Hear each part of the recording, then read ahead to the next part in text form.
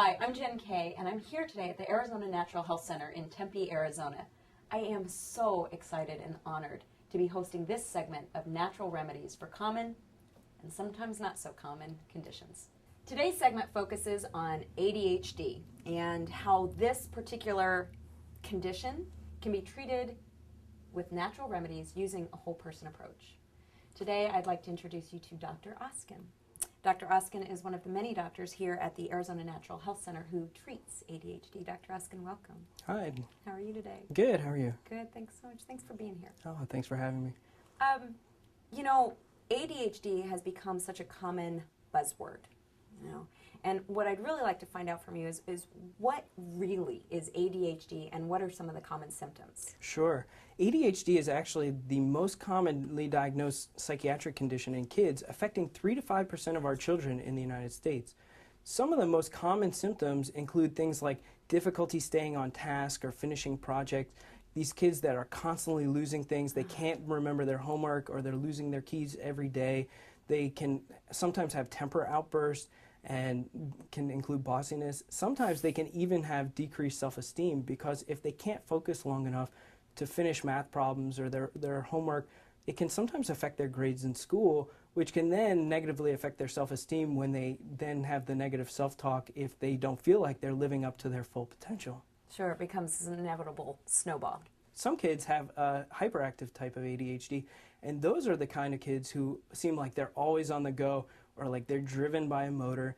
These are the kids that are running and climbing and sometimes in inappropriate situations like at the wedding or other situations where you would want the kid to be maybe well behaved, and even though we don't expect little children to be like adults, the kids that are constantly on the go and we can't calm them down, it can sometimes become problematic and worth treating. You've just described certainly a lot of things. I sometimes have hard time finding my keys or focus or what have you. How would someone actually know or be able to recognize if they do have ADHD?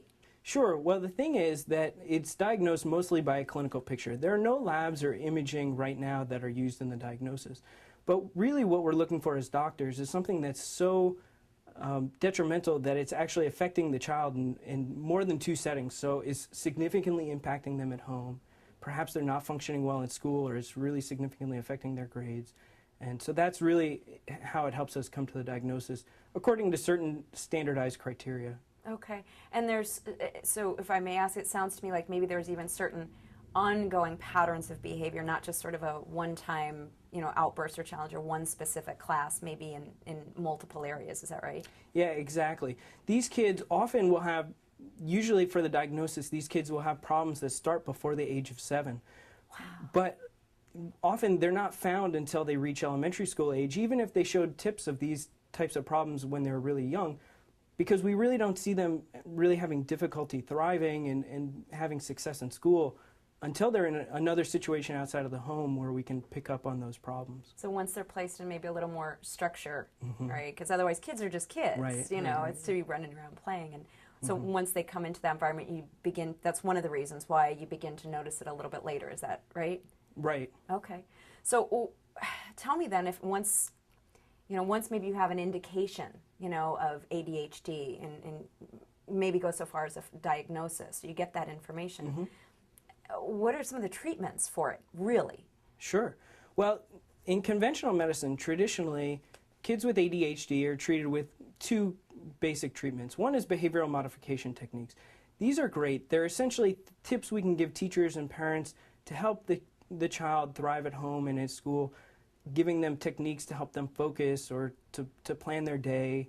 The other main thing is that there are medications in conventional medicine like methylphenidate, which is the generic for Ritalin. Oh, okay. Basically, the drugs used for ADHD are stimulant medications. So for adults, you may be able to think about it like you're having a hard day focusing on your work and you take a little extra caffeine. It's a stimulant and it helps you focus. Well, for these kids, that's the same idea. Essentially, the thought is that the part of their brain that needs to focus can't focus well enough, and so we give them a stimulant medication to help them focus better. Some of the side effects of these medications include things like dry mouth, nausea. Some of the more serious things are things like weight loss, because kids on these medications sometimes don't want to eat. and then they can have weight loss, and if that goes on for a long time, they might have some growth difficulties. The other thing that can happen is just like taking too much caffeine. Being on a stimulant medication can cause kids to have insomnia, trouble sleeping, and in rare conditions, it can actually cause tics. So any kids with tic disorders like Tourette's, it's usually contraindicated for them to be on stimulant medications like methylphenidate. Wow. You hear so many things today about some of the, drugs and pharmaceuticals that have such ongoing side effects. I can't even begin to imagine what that would be like at a young age to, have that in an ongoing manner. And yet, that's the more conventional approach, right? Right. You have a very different way of approaching that here at the Arizona Natural Health Center, don't you? Yes, here at Arizona Natural Health Center, we approach treating ADHD with homeopathy. Homeopathy is a wonderful 200-year-old system of natural medicine that uses really safe, gentle, natural medicines with no known side effects to stimulate the child to self-heal.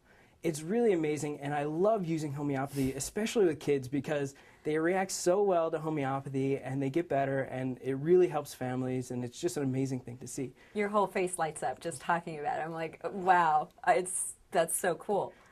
So when you see those results, would you be willing to share, a specific example of maybe a young patient that you've helped with homeopathy? Yeah, recently I treated a boy who was 5 years old. He came in, and he's one of those typical kids that mom would call a holy terror. Sure. He's the child who was at 5 staying up till 1 o'clock in the morning every night. He was wetting the bed 4 nights a week, hitting and kicking his sisters. He couldn't focus in school, was constantly on the go, climbing, and wouldn't sit still. And it was really causing a problem both for mom but also for the child in school. Within about 1 month of homeopathic treatment, he was no longer wetting his bed. He was going to bed at a reasonable time. If he got in trouble, instead of breaking the chair in the timeout, he would actually go and sit and self-soothe to help himself calm down. And mom noticed a world of difference. And it's just so fun to work with kids and to watch them get better, because you know that when you're helping that child, you're helping the whole family, and it's just a really rewarding part of my job. I can see that it is.